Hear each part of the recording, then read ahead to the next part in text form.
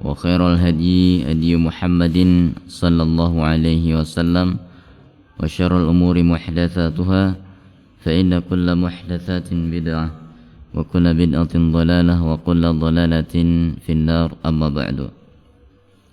Bapak Ibu sekalian yang semoga senantiasa dirahmati Allah Subhanahu wa taala. Alhamdulillah di kesempatan pagi yang cerah ini kita kembali melanjutkan rutinitas aktivitas Ahad pagi.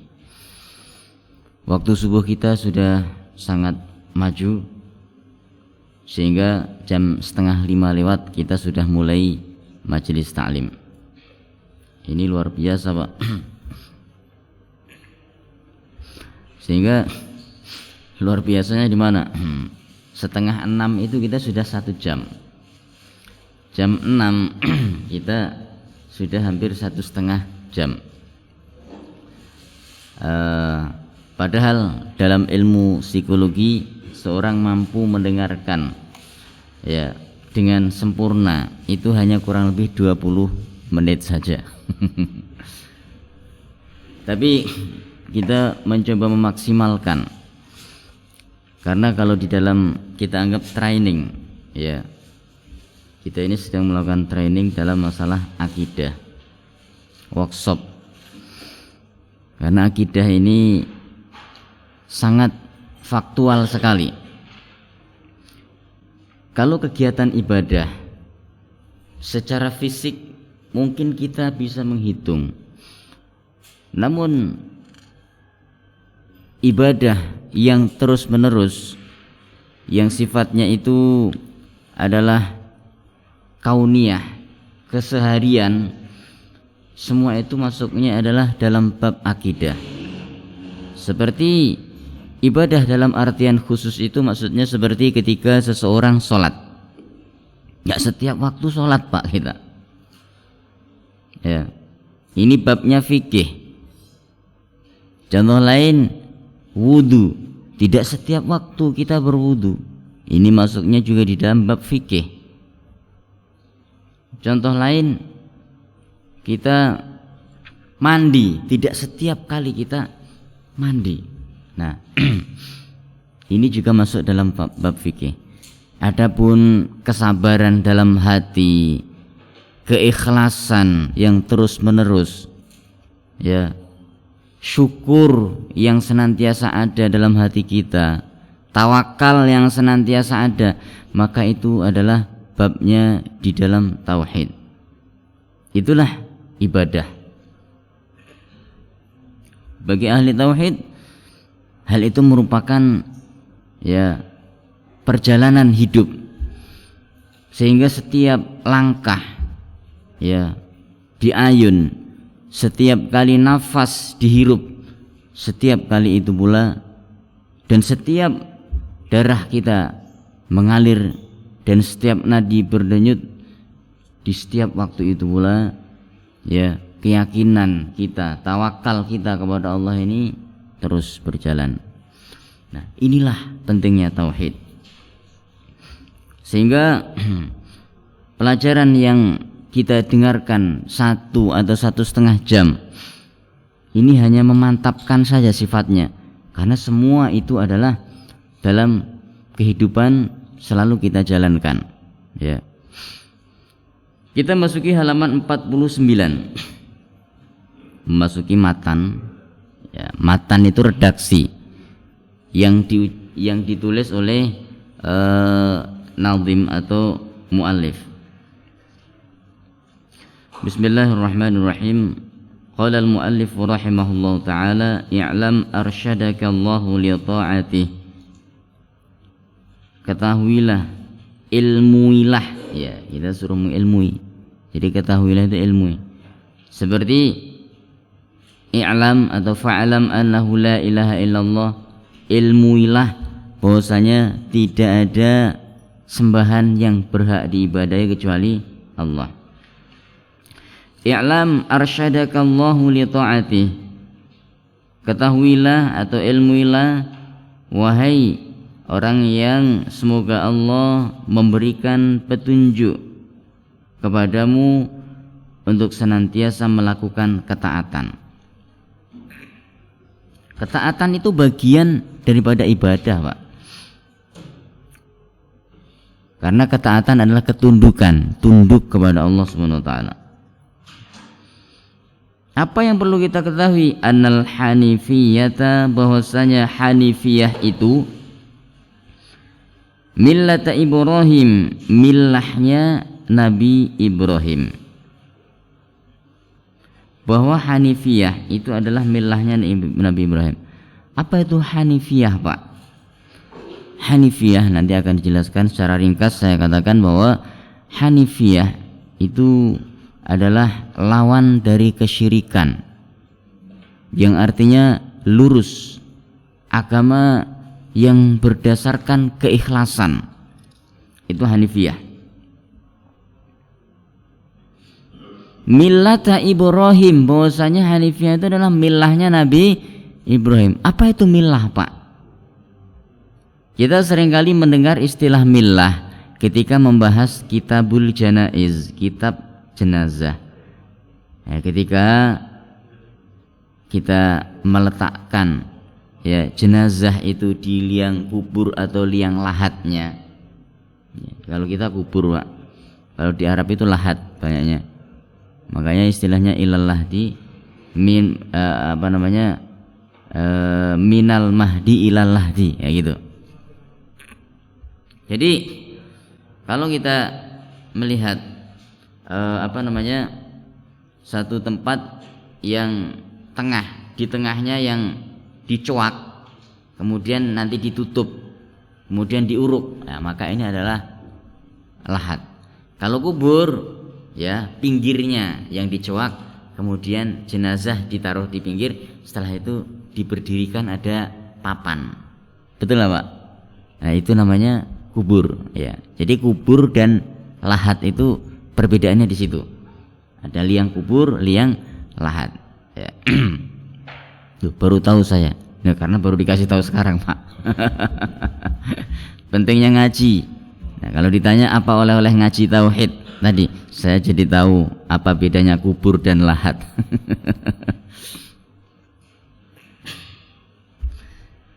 Jadi ketika kita meletakkan mayit, mengucapkan bismillahi wa ala millati rasulillah, ya, jadi kata millah itu akrab dengan kita kalau disandingkan dengan kubur. Lalu apa makna millah itu sendiri? Ya, millah artinya adalah manhaj. Apalagi itu manhaj.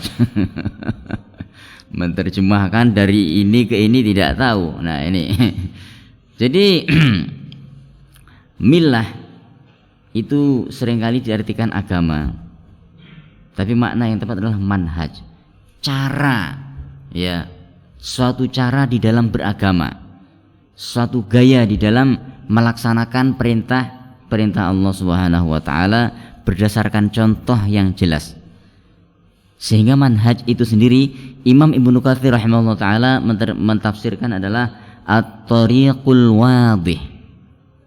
Ya, apa itu thariqul wadih?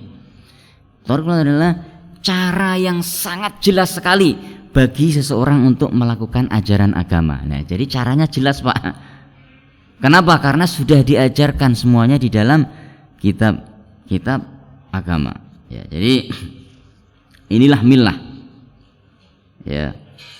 Annal hanifiyata millata Ibrahim, hanifiyah itu millahnya Nabi Ibrahim. Artinya apa? Kalau kita terjemahkan secara tekstual berarti bahwasanya agama yang lurus itu, ya, adalah suatu cara yang jelas yang telah diajarkan oleh Allah kepada Nabi Ibrahim alaihissalam. Seperti itu.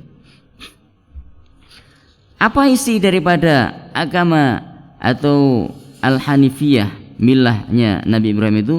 Anta'budallaha wahdahu mukhlishan lahuddin. Itu isinya, Pak. Bahwasanya hendaklah seseorang jika dia mengaku memiliki ya sifat hanifiyah, anta'budallah wahdah, hendaknya dia hanya menyendirikan ibadahnya kepada Allah. Artinya apa? Tidak mencampurkan dengan peribadatan kepada yang lainnya. Artinya apa? Ikhlas, Pak. Mukhlisol lahuddin, ya, ikhlas. Ikhlas itu artinya apa? Ikhlas itu artinya murni, Pak. Kalau jadi ikhlas itu adalah sesuatu yang tidak tercampur dengan hal-hal yang lain. Jadi secara bahasa artinya murni. Ketika kita beribadah pada Allah dengan ikhlas, ya murni. Tidak terselip niat-niat yang lain. Lalu bagaimana kita bisa ikhlas 100%? Nah, ya mungkin tidak bisa, Pak. Artinya begini, kualitas ikhlas itu berbeda-beda. Nabi SAW adalah manusia yang paling ikhlas. Nah ini, Pak, tidak ada yang kayak Nabi. Kemudian para sahabat juga ikhlas. Ya, pertanyaannya, kualitas ikhlasnya Nabi dan sahabat sama nggak, Pak? Nggak sama, ya, berbeda. Kalau Nabi dan sahabat saja nggak sama, berarti kualitas, artinya kualitasnya maksudnya. Ya. Lalu bagaimana dengan kita? Ya, kita mungkin sekian persen. Lawang kita dengan sahabat saja jauh berbeda, nih Pak. Apalagi kita dengan Rasulullah. Artinya itu adalah masalah hati. Adapun masalah fisik dalam ibadah, maka kita harus sama. Nah itu loh Pak maksudnya, Pak. Nah, ini yang disebut dengan Hanifiyah. Usaha secara totalitas untuk mengikuti Rasulullah, mengikhlaskan ya kepada Allah Subhanahu wa taala dalam ibadah, menjadikan Rasulullah panutan, ya. Ini. Kemudian masalah hati adalah dengan penuh usaha, sekuat tenaga kita ya lakukan keikhlasan, tawakal dan lain-lain. Jadi inilah agama Hanifiyah, itu anta'budallaha wahdahu mukhlishan lahuddin. Ya, beribadah kepada Allah semata, ya, kemudian mengikhlaskan, memurnikan segala niat itu kepada Allah. Wa bidzalika amarallahu jami'an nasi, dan dengan itu pula, nah itu Pak, apa itu pula maksudnya? Dan dengan al-Hanifiyah itu pula amarallahu jami'an nas, Allah memerintahkan semua manusia untuk memiliki jiwa al-Hanifiyah. Artinya apa? Jiwa yang lurus. Allah perintahkan semua manusia. Kita ini semuanya diperintahkan. Ya. Dalilnya mana? Dalilnya sudah jelas, Bapak sudah hafal. Saya kasih tahu Pak ya. Dalilnya وَمَا أُمِرُوا إِلَّا لِيَعْبُدُوا اللَّهَ مُخْلِصِينَ لَهُ الدِّينَ حُنَفَاءَ. Nah itu kan hunafa kan, Hanif, itu Hanifiyah ya. Jadi kita disuruh memiliki jiwa yang Hanif ya. وَمَا أُمِرُوا إِلَّا لِيَعْبُدُوا اللَّهَ مُخْلِصِينَ لَهُ الدِّينَ حنفاء ويقيموا الصلاة ويؤتوا الزكاة وذلك دين القيمة. Ya, kita lihat perintah pertama adalah liya'budu mukhlishina lahuddin, ikhlas, kita harus ikhlas. Yang kedua al-Hanifiyah atau hunafa, perintahnya tadi kan. Nah ayatnya kita sudah hafal itu. Apa hunafa tersebut? Kalau ikhlas itu kita sudah mengerti, yaitu memurnikan segala niat kepada Allah. Maka hunafa itu adalah tidak tercampur dengan kesyirikan, maksudnya lurus. Baru setelah dua hal ini tertata Pak, ikhlas dan tidak tercampur kesyirikan, ada wa yuqimus shalah, baru tegakkanlah sholat. Sholat apa? Benahi hati dulu sebelum kita melaksanakan sholat. Wa yu'tuz zakah, kemudian kita buktikan bahwa kita ini adalah hamba Allah yang taat, keluarkan zakat. Jadi yang pertama hati, yang kedua ibadah secara fisik ini.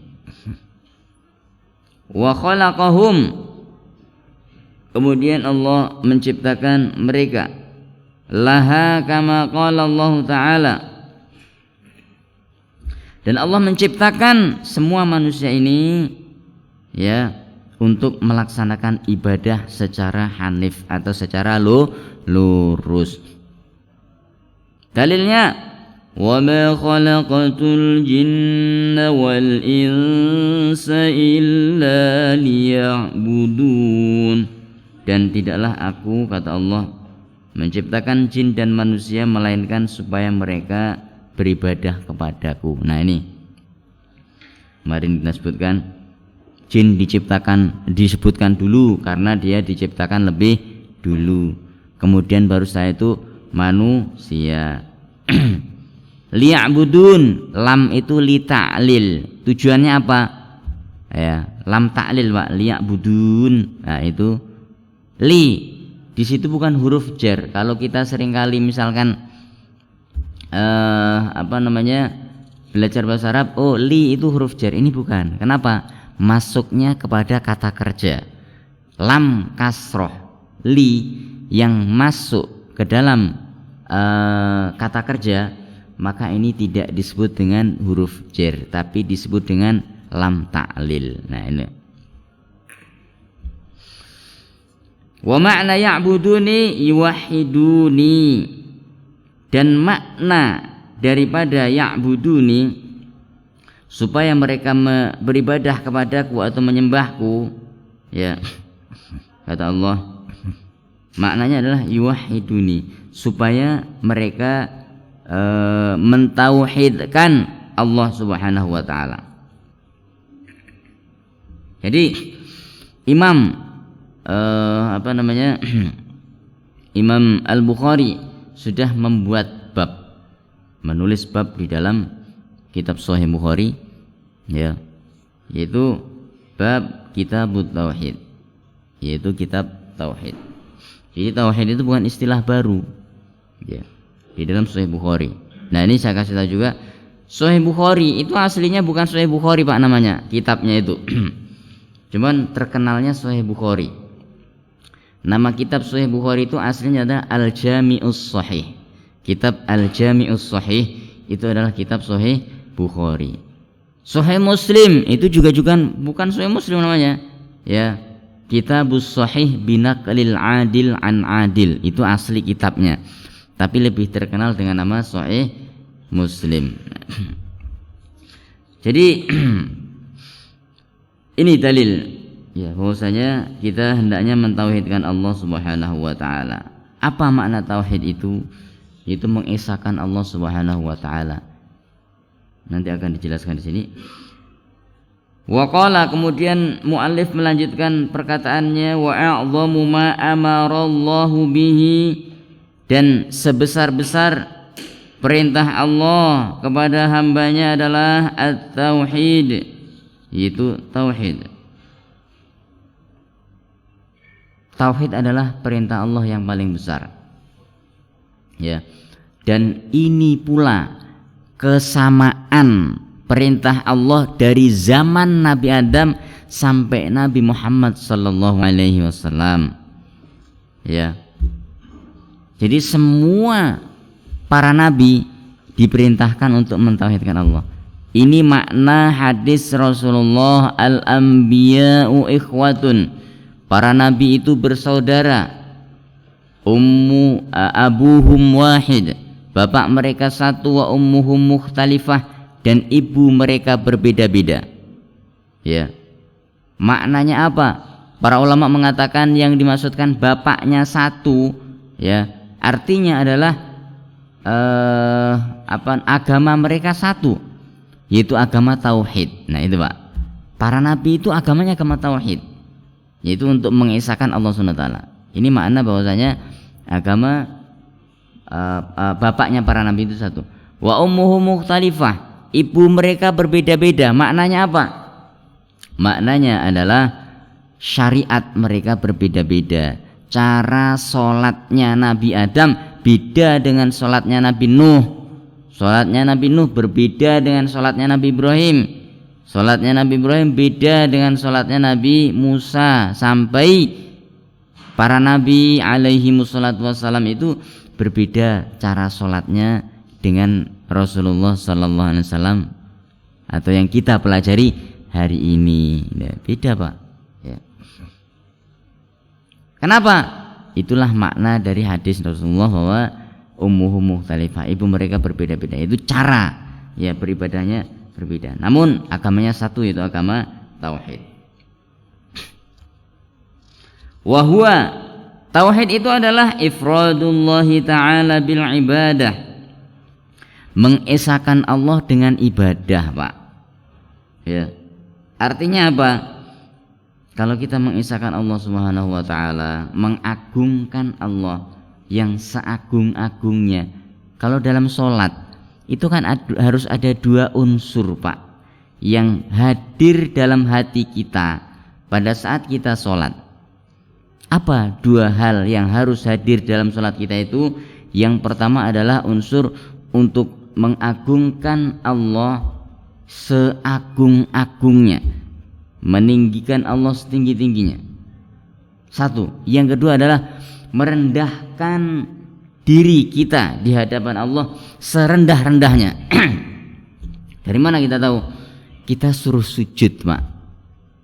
Ketika sujud itu berarti kita disuruh merendahkan diri kita serendah-rendahnya, karena sujud adalah simbol untuk merendahkan diri. Simbol merendahkan diri itu sujud, Pak. Dan itu tidak boleh kepada siapapun kecuali hanya kepada Allah Subhanahu wa taala. Kecuali Allah sendiri yang memerintahkan. Contoh, para malaikat disuruh bersujud di hadapan Nabi Adam. Loh, kok boleh? Ya Allah yang memerintahkan, yaitu hak Allah. Tapi kalau manusia memerintahkan tidak boleh, ya kan? Alasan pertama. Alasan kedua, syariat Nabi terdahulu berbeda dengan syariatnya Rasulullah sallallahu alaihi wasallam. Ya.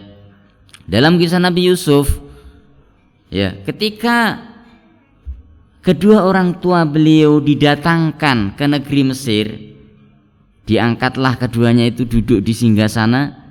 Kemudian Nabi Yusuf dan seluruh saudara-saudaranya bersujud, wa kharru lahu sujada wa qala ya abati hadza ta'wilu ru'yaya min qablu qad ja'alahu rabbi haqqan, dan seterusnya. Nah, itu kan cerita kisah Nabi Yusuf ketika datang kedua orang tuanya, kemudian mereka bersujud. Loh, kok boleh?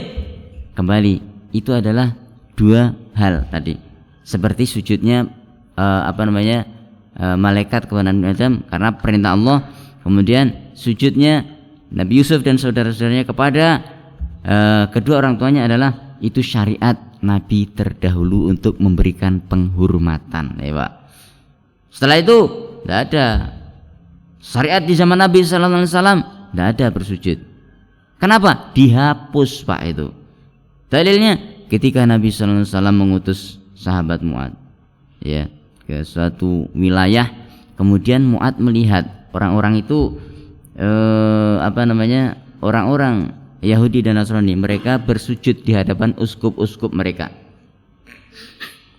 Kemudian Mu'ad mengatakan, wahai Rasulullah, sesungguhnya aku menilai bahwa engkau lebih layak untuk disujudin daripada mereka. Maka Nabi SAW mengatakan, lau kuntu amiron an yasjuda ahadun li ahadin la amartu mar'ata an tasjuda li zawjiha. Atau kama qala Nabi SAW. Wahai Mu'ad, seandainya boleh, ya, seorang itu bersujud kepada orang lain, ya, niscaya aku akan perintahkan para wanita itu bersujud kepada suaminya. Tapi karena nggak boleh, maka aku nggak memerintahkan, ya, begitu kan. Nah, itu dihapus dengan hadis itu, berarti apa? Syariat tersebut sudah dihapus. Nah, inilah mengesahkan Allah dengan ibadah. Wa a'dhamu ma naha anhu asyirku wa huwa da'watu ghairihi ma'ahu. Dan sebesar-besarnya larangan Allah Subhanahu wa taala adalah asyirku, syirik. Ya. Nyari. Ini mana yang dibaca itu halaman 49 paling bawah, Pak. Kita kan masih di matan. Enggak nemu saya, bolak-balik. Ya. 49 paling bawah.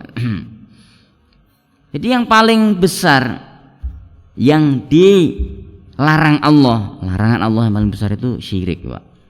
Dalam segala bentuknya. Karena syirik itu bentuknya macam-macam. Nanti akan disebutkan di sini. Ya globalnya ya kecil dan besar, syirik kecil dan syirik besar. Ya. Konsekuensinya syirik besar akan mengeluarkan seorang dari agama. Ya, dia nggak sah lagi, ibadahnya ditolak semuanya, Pak. Ya. Contoh orang murtad. Nah, ini mengakui adanya Tuhan selain Allah. Tidak boleh, Pak, itu, Pak. Ya. Termasuk apa? Mohon maaf kalau saya lancang. Membenarkan agama lain. Ya, membenarkan agama lain selain Islam berarti merekomendasikan orang untuk masuk agama lain, Pak. Betul nggak, Pak? Merekomendasikan, ya. Subhanallah. Ini syubhat. Dia sendiri nggak mau masuk agama lain dibenerin. Ya. Ini bukan intoleran. Kalau masalah toleransi, berjubel toleransi kita ini, Pak. Lihat, mohon maaf, di semua sekolah-sekolah syariat ya agama lain semua dimasukkan. Tapi kalau orang menggunakan jilbab dengan rapi, jilbab besar, satu syariat Islam digunakan, itu banyak diprotes. Contoh apa syariat lain itu? Nyanyi, mohon maaf, bukan syariat Islam. Musik-musik yang terus dilantunkan. Nah ini, Pak, subhanallah. Nah, ini hati-hati kita. Ya. Artinya hal itu bukan berarti kemudian secara mutlak tidak boleh. Kita harus lihat. Nyanyi jika itu adalah syair yang tidak ada dua hal, satu syahwat, dua kesyirikan, maka itu tidak mengapa. Karena syair nasyid itu kan isinya begitu, juga sama nyanyi. Yang kedua, musik. Ya, musik ini yang boleh hanya satu jenis saja, yaitu yang terbuat dari gendang, ya, kulit, ya itu. Sekarang kan bukan itu kan alat-alat musik yang disebut ma'azif, di mana ma'azif itu adalah alat musik yang diharamkan oleh Rasulullah Sallallahu Alaihi Wasallam. Setiap sesuatu pasti. Contoh lain, apa ini, Pak? Apakah ini tidak boleh? Tidak boleh. Kata Nabi Sallallahu Alaihi Wasallam itu adalah ciri khas. Dalilnya mana? Surah Al-Anfal, ya. Wa ma kana salatuhum 'indal baiti illa muka'an wa tasliyah. Tidaklah ibadah mereka melainkan hanya dengan bersiul-siul dan tasdiyah. Tasdiyah itu ini. Apa ini, Pak? Tepuk tangan yang boleh itu adalah dengan cara seperti ini. Ya, punggung bertemu dengan telapak.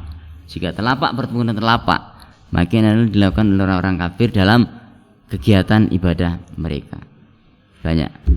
Masih ada, masih banyak. Membuka aurat begitu saja dan lain-lain. Tapi ketika berkumpulnya laki-laki dan perempuan, salaman laki-laki dan perempuan dengan bebas, ini semua adalah bukan dari Islam, ya. Tapi ketika Islam dilaksanakan, ternyata banyak, nanti teroris dan macam-macam. Yang dikatakan intoleran siapa? Orang Islam, subhanallah, Pak. Jadi banyak. Kurang apa orang Islam? Diam saja. Mereka mengikuti prosedur saja. Oh, prosedurnya gini ketika kita masuk dalam birokrasi. Jalankan. Nah. Jadi ini yang dimaksudkan. Jadi kesyirikan itu dilarang oleh Allah Subhanahu wa taala, dan itu yang sebesar-besarnya dilarang. Wa dalilu qauluhu ta'ala, dalilnya adalah firman Allah Ta'ala, wa'budullaha wa la tusyriku bihi syai'a. Ya. Dan beribadahlah kepada Allah wa la tusyriku bihi syai'a. Jangan mensekutukan Allah dengan sesuatu pun. Ini matan. Apa matan itu? Redaksi yang ditulis oleh mu'alif. Nah, ini, Pak. Kemudian syarah, yang itu tadi yang menulis adalah Syekh Muhammad At-Tamimi yang dalam kotak ini. Kemudian yang menulis Syekh Al-Utsaimin itu setelah dalam kotak, tulisan gede, pengertian Hanifiyah. Nah ini, Pak, yang diterjemahkan. I'lam, ketahuilah, lihat keterangan ilmu pada catatan kaki halaman 18. Di mana ilmu itu maknanya adalah idrakus syai'i idrokan jaziman. Nah itu, Pak. Apa itu makna ilmu? Mengetahui sesuatu secara sempurna, ya. mengetahui bahwa Allah itu harus ditauhidkan, mengetahui bahwa Allah itu larangan terbesarnya adalah syirik. Nah, ini adalah bagian daripada ilmu, ya. Arsyadakallah, yang semoga Allah memberikan petunjuk kepadaku. Al-irsyad, ya. Apa itu al-irsyad atau ar-rusyd? Adalah istiqomah dan keteguhan di jalan kebenaran. Istiqomah Pak. Makna rusyda itu adalah istiqomah. Doanya kita sering baca, ya. Rabbana atina min ladunka rahmah wa hayyi' lana min amrina rasyada. Surat Al-Kahfi ayat 10. Rabbana atina min ladunka rahmah. Ya Allah, berikanlah aku rahmat dari sisimu. Nah, kita minta rahmat Allah Subhanahu wa taala. Ya, Al-Kahfi itu, Pak. Ya. Jadi kalau ingin terbebas dari serangan Dajjal, maka hafalkan, ya, surat Al-Kahfi ayat 1 sampai 10, ya. Di ayat 10 ada doanya tadi, Rabbana atina min ladunka rahmah wa hayyi' lana min amrina rasyada. Nah, ini kalau enggak kuat sampai 10, apalkan dalam hadis At-Tirmidzi boleh dihafalkan ayat 1 sampai 3 saja, Pak. Kalau enggak kuat ngapal ayat 1 sampai 10. Kalau enggak kuat menghafalkan ayat 1 sampai 3, kebangetan itu, Pak. Jadi udah dikasih ringan minta ringan lagi. Ya. Jadi doa ini dalam surah Al-Kahfi. Ketika kita minta, ya, wa hayyi' lana min amrina rasyada, dan berikanlah irsyad di dalam perkara kami ya Allah. Artinya apa? Itu istiqomah dan keteguhan di jalan kebenaran. Jadi untuk meminta istiqomah dan keteguhan di jalan kebenaran, kita berdoa dengan surah Al-Kahfi ayat 10. Nah itu, Pak.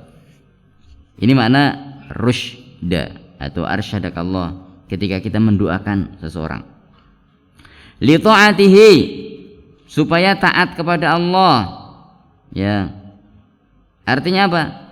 Taat adalah melakukan perbuatan sesuai dengan perintah yang diinginkan serta meninggalkan yang dilarang.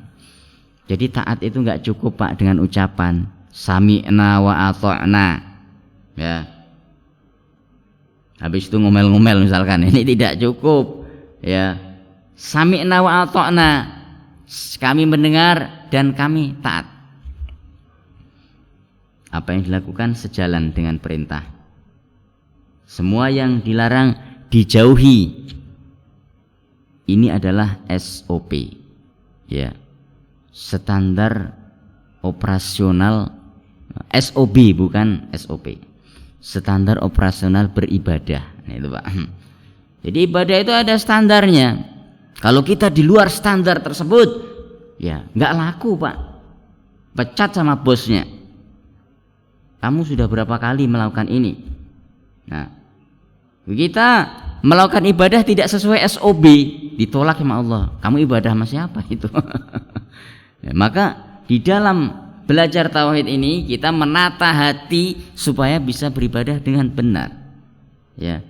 Supaya tidak hanya benar cara sujudnya, enggak cuman benar cara berdirinya dalam sholat, enggak cuman benar dalam membaca Qur'annya, namun juga benar dalam berangan-angan, berkeyakinan, ya. Meyakini, beda, Pak. Keyakinan seseorang itu akan mempengaruhi jalannya. Makanya ada ayat fa idza azamta fatawakkal 'ala Allah. Ketika kalian sudah punya tekad yang kuat, maka bertawakallah kepada Allah.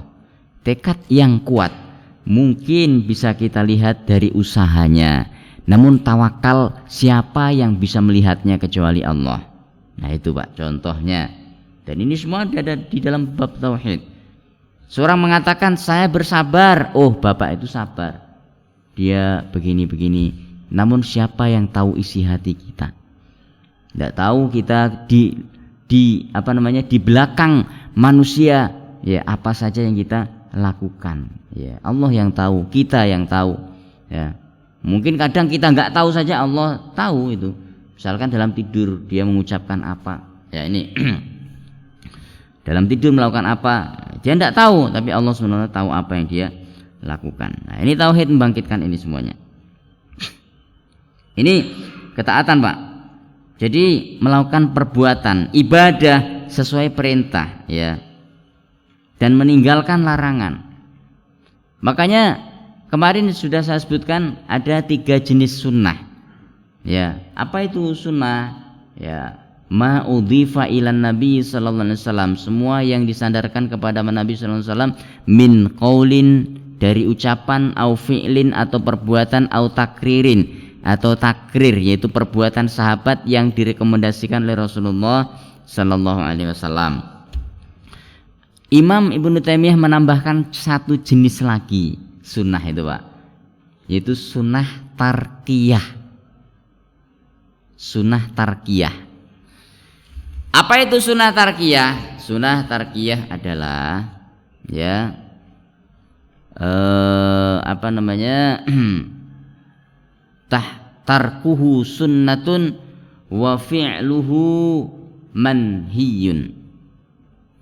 Sunnah tarkiyah itu adalah meninggalkan sesuatu tersebut sunnah, Pak. Justru melakukannya itu berdosa. Nah, ditinggalkan aja sunnah. Ya, banyak contoh-contohnya seperti itu. Contoh ibadah yang tidak ada dasarnya.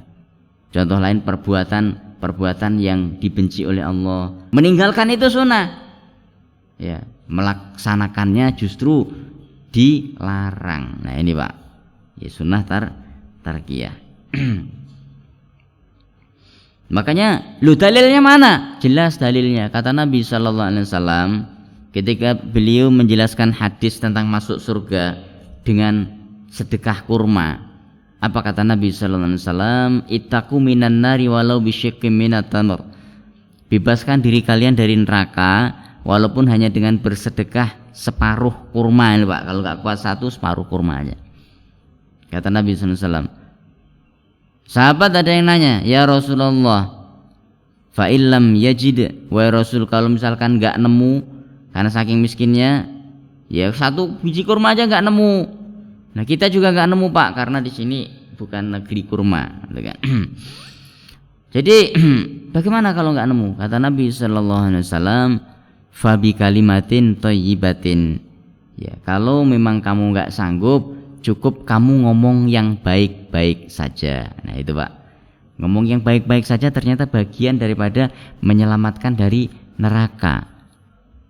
Masih nawar lagi, Pak, ya Rasulullah, fa illam nastati, wahai Rasul, misalkan ada orang yang kebiasaannya ngomong jelek, tidak mampu dia ngomong yang baik-baik atau tidak tahu, bagaimana ya Rasul?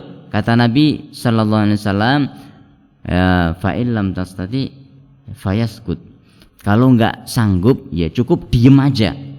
Ya, maka diamnya orang pada saat orang lain berbicara buruk, ini bagian daripada, ternyata bagian daripada kebaikan. Nah itu, Pak, bukan diam ya mendiamkan keburukan, tapi diam itu karena kita menahan lisan kita dari ucapan yang buruk. Kemudian annal hanifiyata, tadi yang kita bahas tadi, bahwasanya Hanifiyah itu adalah agama yang tidak cenderung pada kemusyrikan. Nah tadi sudah jelaskan sekilas, yang dibangun berdasarkan ikhlas kepada Allah. Jadi bangunan ibadah itu ada bangunannya, Pak. Akidah itu ada bangunannya, Pak. Ada kalanya akidah, iman seseorang itu kuat, kokoh, prinsipnya luar biasa, ya. Dalam istilahnya berintegritas, ya. Seorang yang memiliki integritas yang tinggi, prinsip yang kuat, ya. Dia akan melangkah itu dengan penuh keyakinan. Berbeda dengan orang-orang yang tidak berintegritas, prinsipnya lemah, Apa yang dia lakukan itu ya semuanya penuh keraguan, tidak pasti. Ya. Inilah yang dimaksudkan semua orang muslim itu pandai.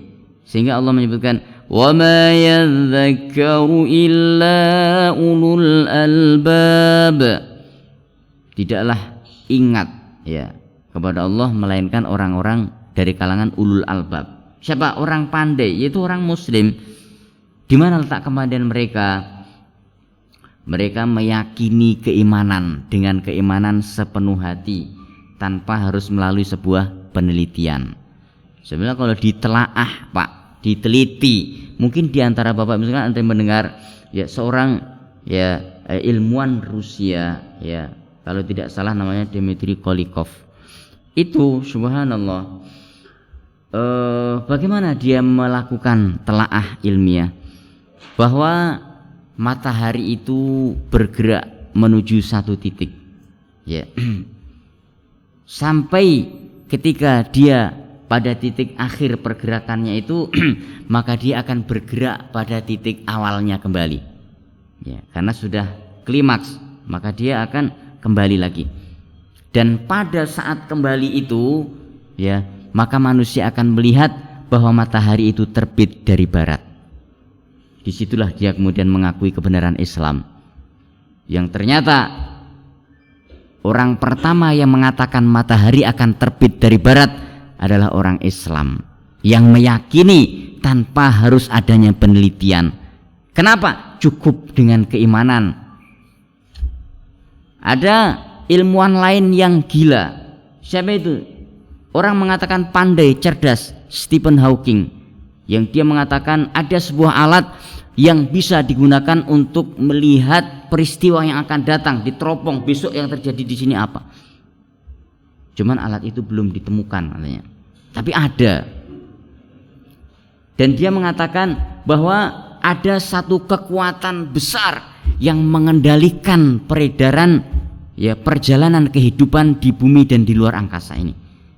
Cuma dia mengatakan, dan saya belum menemukan kekuatan itu apa. Orang Islam tidak usah mencari tahu, mereka sudah tahu bahwa kekuatan itu adalah dari Allah Subhanahu wa taala. Itulah kecerdasan orang-orang Islam, Pak. Mereka membutuhkan bukti untuk beriman. Kita buktinya apa? Adanya kita ini sudah menjadi bukti. Itulah tauhid. Di mana orang-orang tidak bertauhid, maka dia tidak akan bisa mengetahui dengan sempurna. Pusing, gila itu nanti Pak kalau kita pikirkan. Contoh takdir. Kalau kita pikir gimana terjadinya takdir? Katanya Allah itu maha adil. Lah ke orang-orang ahli neraka surga sudah ditetapkan itu bagaimana? Nabi mengatakan ma minkum illa wa qad kutiba maq'aduhu min ahlil jannati aw min ahlin nar. Tidaklah di antara kalian itu melainkan Allah sudah tetapkan mana-mana yang ahli surga, mana-mana ahli neraka. Ya kan? Begitu dengar itu sahabat bingung. Qalu wa Rasul, kalau begitu ala natakilu. Kenapa kita enggak pasrah aja wahai Rasul? Kenapa kita enggak udah terserah Allah aja mau ditaruh di mana kita ini? Kata Nabi sallallahu alaihi wasallam, la i'malu. Beliau menjawab dengan 3 hal. 1, tidak boleh kalian pasrah begitu saja. 1, kalau kita nggak boleh pasrah, berarti ada satu kehendak Allah yang Allah kehendaki, suatu nasib yang Allah kehendaki akan berubah. Nah itu Pak, karena mengatakan tidak. Ya. Yang kedua, i'malu kata Nabi, berusahalah. Kan? Kalau Nabi nyuruh usaha berarti Allah itu pasti akan memberikan hasil pada usaha seseorang. Nah ini kan. Yang ketiga Nabi mengatakan fakulun muyassarun lima khulaqalahu. Setiap dari yang Allah ciptakan itu Allah mudahkan apa yang menjadi keinginannya. Nah, dia ingin jadi orang baik, Allah mudahkan. Kemudian dia ingin jadi orang jahat, naudzubillah, Allah mudahkan juga dia. Hati-hati kita. Makanya di situ, Pak. Ya, kalau kita cerna nggak masuk akal. Apa kuncinya? Beriman kepada Allah. Dengan apa? Tauhid. Nah, itu. Ketika kita masuk di sana bab tauhid, iman, pokoknya iman dan beriman. Ini al-hanifiyah. Kemudian millah maksudnya adalah agama sebagaimana yang dilalui oleh Nabi Muhammad SAW tadi disebutkan. Di mana agama di sini adalah manhaj. yaitu at-thariqul wadih, cara yang sangat jelas sekali di dalam beragama, ya. Ibrahim adalah Nabi Ibrahim alaihissalam, yaitu Khalilur Rahman. Wattakhadallahu Ibrahim khalila, dan Allah menjadikan Nabi Ibrahim itu sebagai kekasih. Nah, ya, Pak.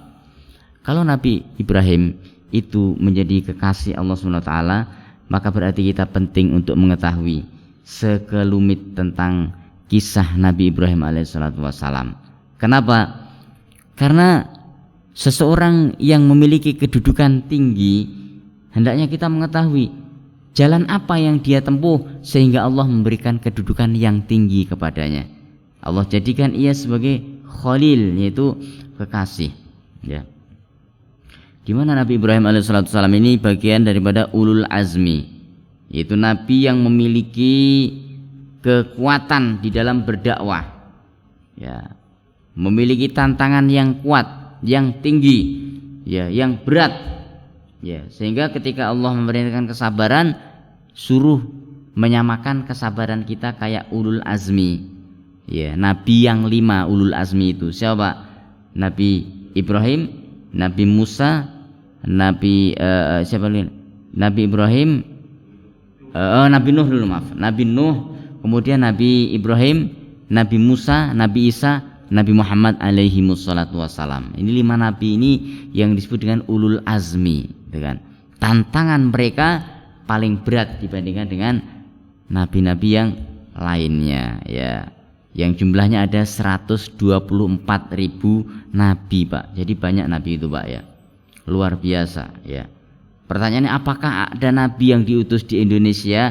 Maka jawabannya wallahu alam, saya tidak tahu itu, Pak. Ya, bisa jadi ada, bisa jadi tidak. Kalau kata Kiai Fahmi Basya, ya, dalam penelitian beliau katanya kan Nabi siapa namanya, Nabi Sulaiman itu kan diutus di Indonesia katanya, Pak. Dan patung yang ada di Candi Borobudur itu katanya patungnya Nabi Ibrahim. Kata beliau seperti itu. Dosen IAIN itu, dosen UIN, ya, guru besar UIN.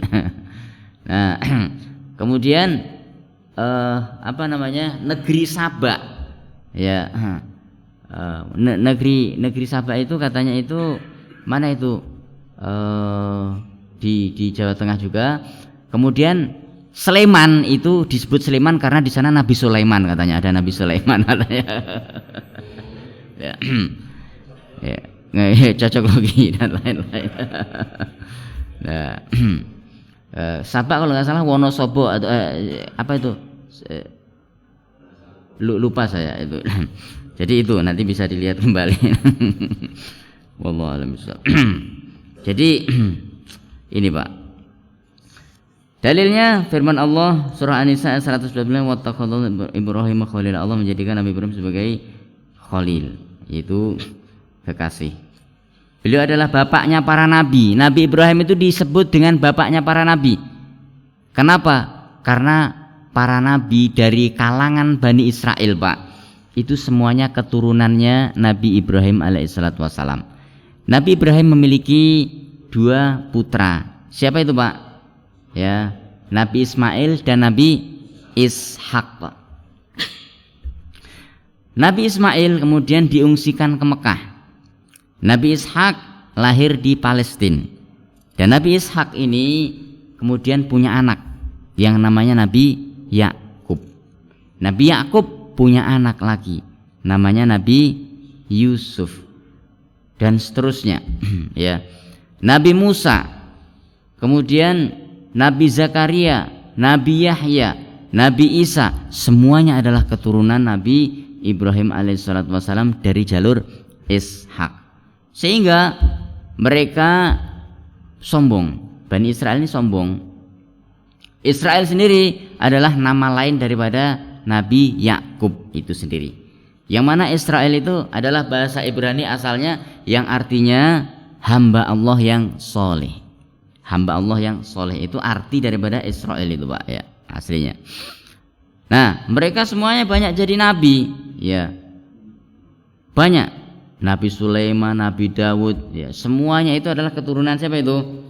Nabi Ibrahim alaihissalatu wassalam. Namun dari jalurnya Nabi Ismail itu tidak ada yang menjadi nabi kecuali hanya satu saja. Siapa itu? Yaitu Nabi Muhammad sallallahu alaihi wasallam. Ketika Nabi Ismail tumbuh remaja di Mekah, datanglah orang Yaman yang pimpinannya kalau tidak salah bernama Madod. Nah, Madod berbicara dengan Nabi Ismail. Nabi Ismail nggak paham, ya. Maka Madod ini menyuruh anak buahnya, tolong ajarin dia bahasa Arab. Dari sini kita tahu asal daripada bahasa Arab itu adalah dari Yaman, loh Pak. Bahasa Arab asli itu Yaman. Buktinya Madod. Kemudian setelah beberapa hari diajarkan, ternyata langsung fasih Nabi Ismail berbicara bahasa Arab, pandai, nah cerdas.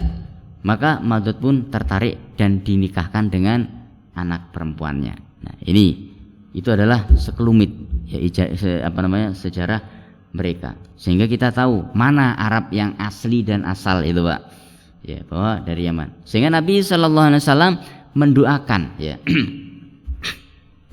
Di antaranya yang disebut adalah bahwa Kipti atau Mesir itu adalah saudara kita, karena beliau mendapatkan salah satu istri beliau dari Mesir, yaitu Maria Al-Kiptiyah. Kemudian beliau mendoakan Yaman dan Palestina, ya. Ini menunjukkan bahwasanya ada momen khusus yang ada di Yaman dan Palestina. Dan Yaman itu juga bagian daripada yang didoakan Nabi Sallallahu Alaihi Wasallam. Wallahu a'lam bishawab. Kemudian manhaj beliau sering diulang-ulang agar dijadikan teladan. Jadi manhajnya Nabi Ibrahim. Apa manhajnya itu? Dari sekian banyak perjalanan Nabi Ibrahim, itu satu hal Pak, atau dua hal. Yang pertama, manhaj beliau adalah mentauhidkan Allah, dan yang kedua menghilangkan segala bentuk kesyirikan, dan sebagaimana kita ketahui risiko-risikonya sangat berat. Kemudian yang ketujuh, an ta'budallaha wahdah. Ini isi daripada milahnya, supaya beribadah kepada Allah ya semata. Adalah khobar an dari ungkapan anal hanifiyata. Nah, jadi kalau di dalam bahasa Arab itu ada anna atau inna dan saudara-saudaranya. Jadi yang jatuh setelah anna nanti Pak, ada isim dan ada khobar, ya. Artinya apa? Ada DM dan MD, diterangkan menerangkan, ya. Karena susunannya adalah bentuk kalimat berita, ya, jadi ada yang diterangkan di sini. Kemudian ibadah dalam maknanya yang umum adalah merendahkan diri kepada Allah dengan penuh kecintaan dan pengagungan. Jadi seorang yang merendahkan diri kepada Allah dengan penuh kecintaan dan pengagungan, ini adalah ibadah. Bagaimana wujud cinta kita kepada Allah? Bagaimana Pak? Mungkin ya Allah aku cinta banget nih, apakah seperti itu? Tidak perlu begitu Pak. Apa yang perlu kita lakukan? Tunjukkan. Allah tidak butuh itu. Yang Allah butuhkan adalah ketaatan seseorang kepada Allah Subhanahu wa taala. Itu adalah bukti bahwa dia mencintai Allah Subhanahu wa taala. Ya. Sebagaimana kita taat kepada orang tua, apa yang diinginkan orang tua kita lakukan selagi orang tua itu melihat kita. Nah, ini kan. Dan Allah terus melihat kita Pak dalam keadaan kita yang bagaimanapun juga. Jadi itulah cara mencintai Allah. Ada larangan Allah, jauhi. Allah enggak senang dengan ini. Allah mencintai ini, saya lakukan ini. Maka apa yang dicintai Allah itu dilaksanakan, apa yang dibenci Allah itu dijauhi. Itulah wujud cinta kepada Allah. Ya. Seorang cinta kepada istrinya, namun keinginan istrinya nggak pernah digubris. Mas, mbok ya jangan ngerokok loh mas, misalkan. Tapi tetap aja, misalkan. Maka ini hati-hati melakukan sesuatu yang tidak disukai oleh yang kita cintai, misalkan. Maka ini bisa menyebabkan ketidakpercayaan, keraguan yang kita cintai itu terhadap cinta yang kita yang kita cintai. Ketika apa yang diinginkan kita penuhi, kita tahu, oh istri saya kesukaannya ini, istri saya nggak suka ini, kemudian kita melakukan, oh sukanya dia dibawa ini selalu dibawakan. Istri saya nggak suka kalau saya melakukan ini, tidak dilakukan. Maka di situ sadar bahwa sebetulnya dia mencintai. Tengah malam pun ketika ada yang diinginkan, dia langsung keluar untuk mencari. Itulah wujud cinta. Allah SWT kalau ingin melihat hambanya apakah ia mencintai Allah SWT ataukah tidak, dengan perbuatan tersebut dan dengan keikhlasan pada hamba tersebut. Ya. Jadi ini penuh kecintaan dan pengagungan. Wujudnya dengan menjalankan perintahnya dan menjauhi larangannya. Di sini sesuai dengan yang diperintahkan oleh Allah, syariat.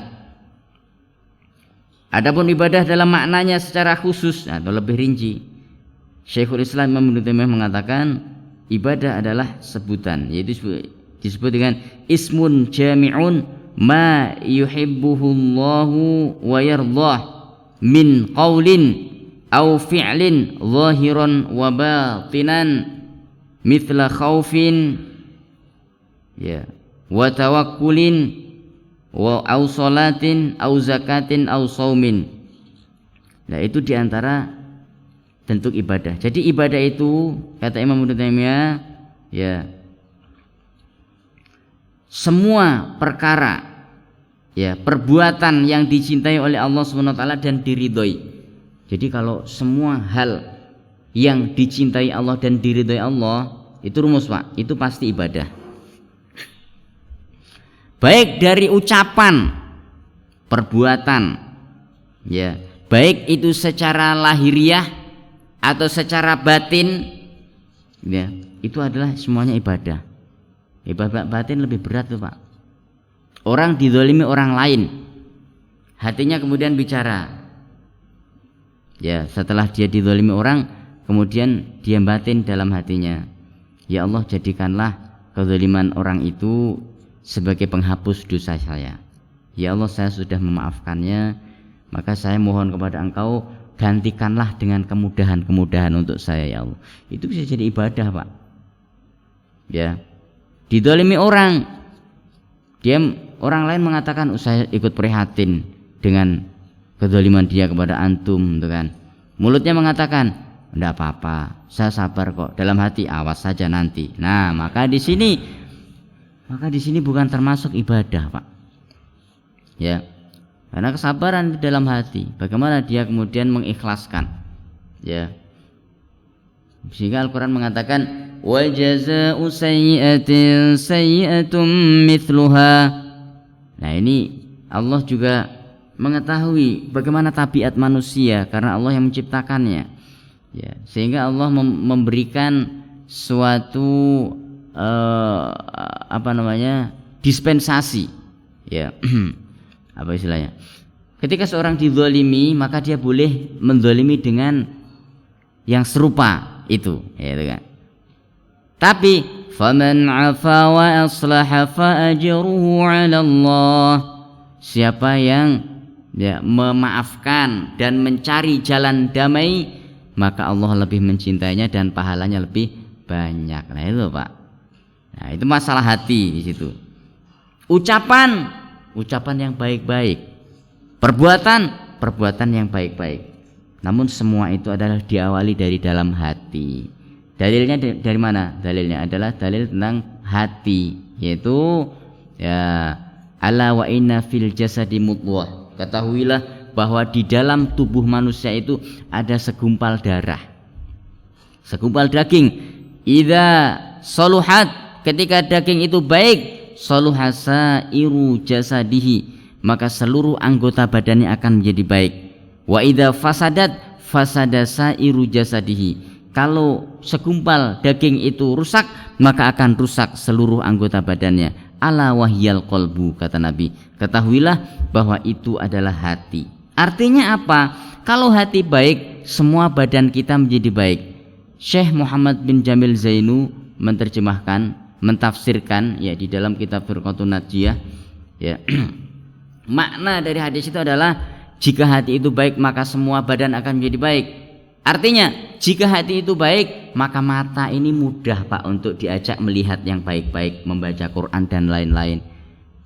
Kalau hati ini baik Pak, maka lisan ini juga mudah mengucapkan yang baik-baik. Kalau hati ini baik, maka tangan ini juga mudah Pak untuk melakukan kebaikan. Kalau hati ini baik, maka kaki ini pun mudah untuk dilangkahkan ke tempat yang baik-baik. Nah itu Pak. Sebaliknya, ketika hati itu kotor, hati itu buruk, mata ini sulit Pak untuk diajak melihat yang baik-baik. A'udzubillahi minasyaitonirrajim. Udah angop duluan, padahal sebelumnya kongko berjam-jam, main HP berjam-jam sampai tengah malam juga kuat, baru ta'awud sudah angop 10 kali Pak. Subhanallah ya. Ya, maka seperti itu. Telinga juga susah untuk diajak mendengarkan yang baik-baik ya. Dengerin gosip sangat seru sekali, khusyuk manggut-manggut. Apa itu gosip Pak? Digosok tambah sip, itu gosip. Dengerin gosip. Tapi kalau dengerin Quran sudah ngantuk ya. Dengerin pengajian bisa ngorok kita. Nah begitu misalkan. Ini satu nikmat yang harus kita syukuri itu. Ini ibadah. Jadi semua perbuatan yang dicintai oleh Allah, baik perbuatan lahir atau batin ya, batin itu yang tahu adalah Allah. Sehingga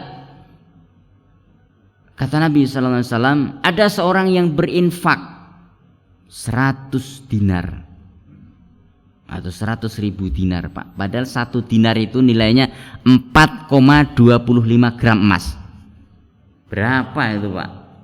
Kalau 1 gram itu misalkan kita buletin jadi 1 juta misalnya, sudah 4,250 ya kan? Itu ya 1 dinar Pak. 1 dinar. Orang yang berinfak 100 dinar atau 1000 dinar dikalahkan oleh orang yang berinfak hanya dengan 1 dirham.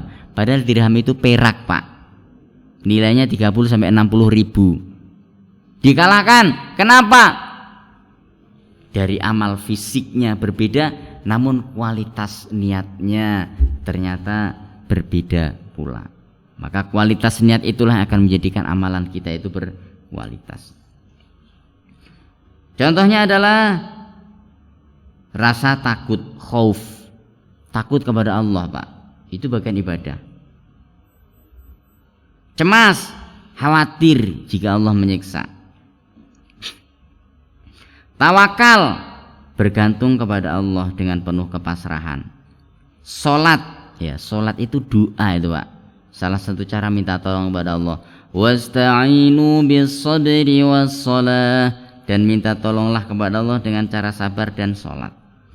Zakat, zakat itu secara bahasa untuk membersihkan diri, sehingga membersihkan 2 hal, 1 membersihkan harta, 2 membersihkan jiwa, supaya harta dan jiwa kita menjadi bersih.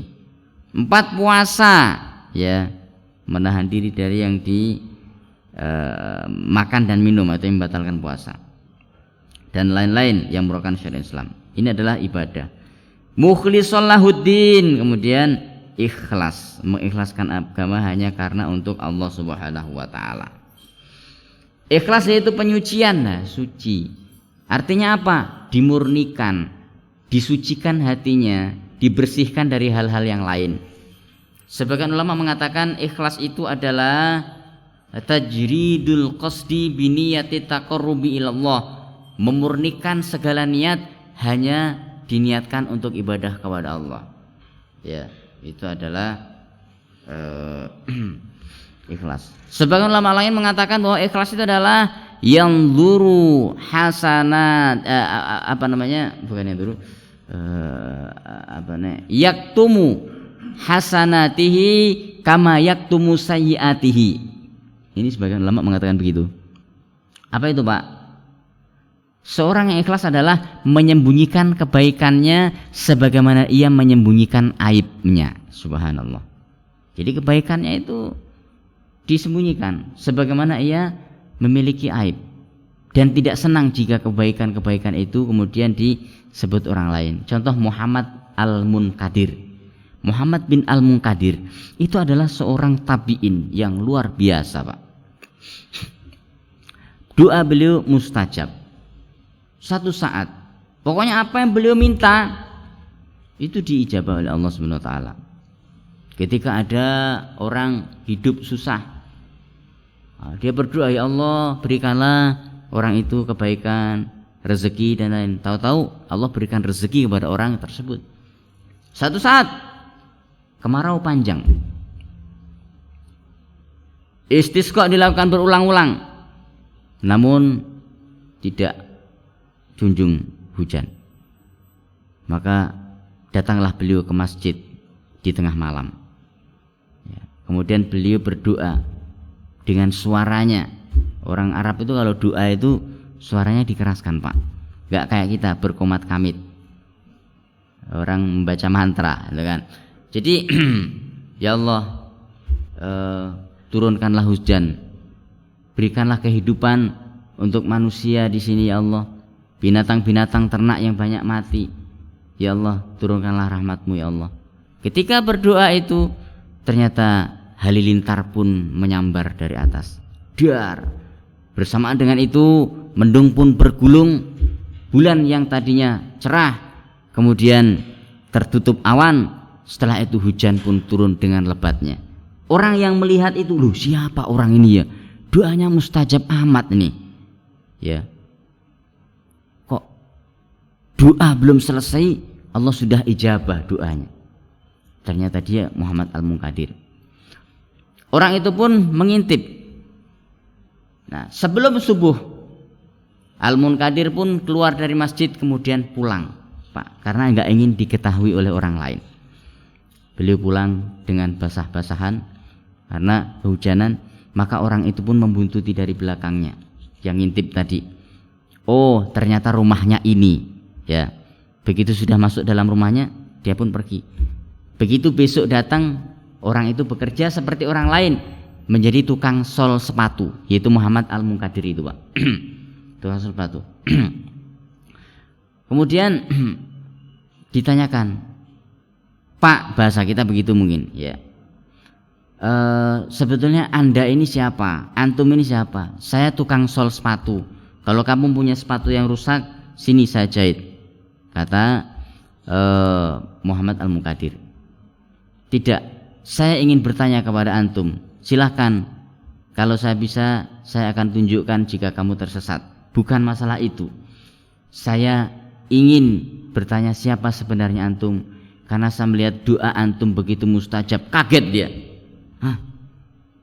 Muhammad Al-Munkadir pun terdiam. Dia pun mengatakan, mohon maaf saya belum bisa menjawab pertanyaanmu kali ini. Mungkin lain kali kamu bisa kesini. Orang itu pun pergi. Setelah orang itu pergi, maka Muhammad Al-Munkadir pun mengemasi barang-barangnya. Dia pun pergi meninggalkan tempat itu dan tidak ada lagi orang yang tahu di mana dia berada. Ya. Orang itu datang dengan orang-orang lain. Inilah orang yang kemarin doanya mustajab. Ternyata begitu datang sudah tidak dijumpai lagi Muhammad Al-Munkadir di sana. Kenapa? Karena dia tidak menginginkan dikenal di tengah manusia. Subhanallah, Pak. Ini luar biasa. Ini tabiin seperti itu. Kenapa? Yaktumu hasanatihi kama yaktumu sayyiatihi, menutupi, menyembunyikan kebaikannya sebagaimana ia menyembunyikan